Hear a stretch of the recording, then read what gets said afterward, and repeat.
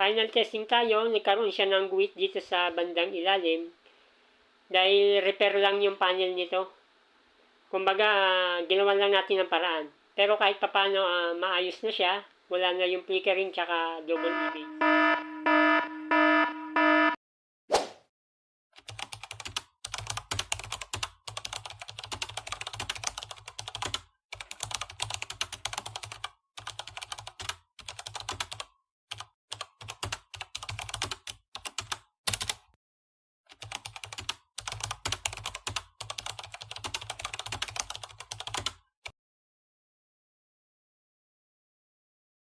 Welcome back ulit sa ating YouTube channel. May gagawin tayong Nova na 43 inches.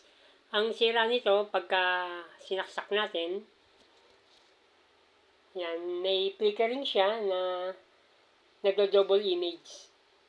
Yan, kung pagmamasdan nyo, pangit yung kulay. Tapos nagdo-double image to. Yan. Kung papanooran nga natin to, hindi na halos maganda yung picture. Tapos malikot yung picture niya, tapos nagdo-doble-doble. Ito yung kanyang model number, LED na 43 inches na Nova. Ito yung kanyang motherboard. Yung modelo nito, walang T-con board. Nakadirekta tayo sa top board. Yan, ito yung kanyang top board na ginamit.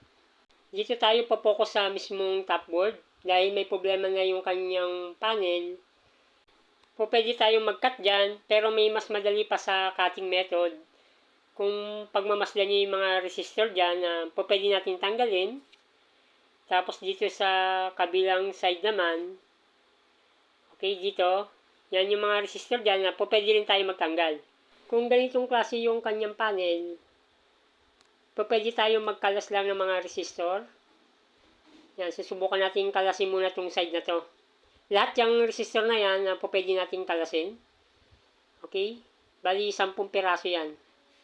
Kakalasin ko lang yan, tapos kung sakali namang hindi gumana dyan, dito naman tayo sa kabilang side na resistor, magkakalas.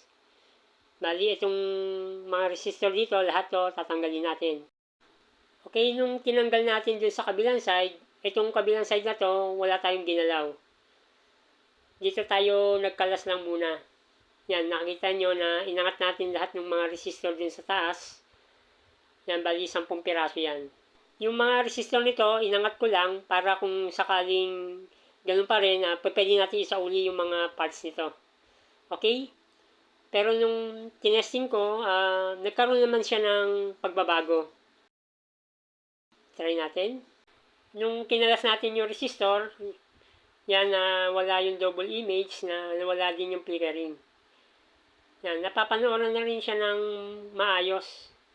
Pero may konting problema.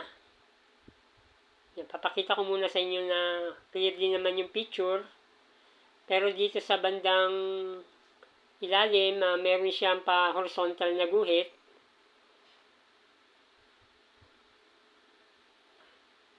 Dito. Yan, kung makikita nyo.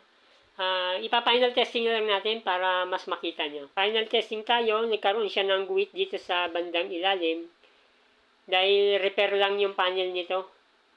Kumbaga, ginawan lang natin ng paraan. Pero kahit papano, maayos na siya. Wala na yung flickering tsaka double image.